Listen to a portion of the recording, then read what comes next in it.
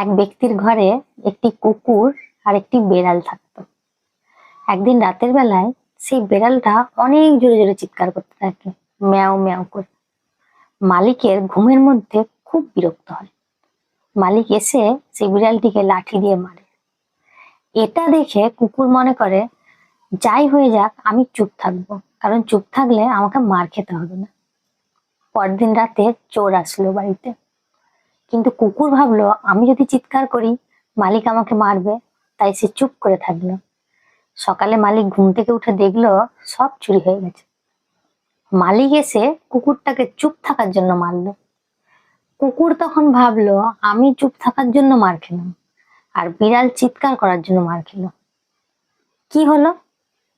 আসল কথাটা হলো, কথা বলুন, কিন্তু সেটা সঠিক জায়গায় আর সঠিক সময়ে। আপনার কথার ওজন এতটাই ভারী হওয়া দরকার যেটা শুনে মানুষের কাজে লাগে।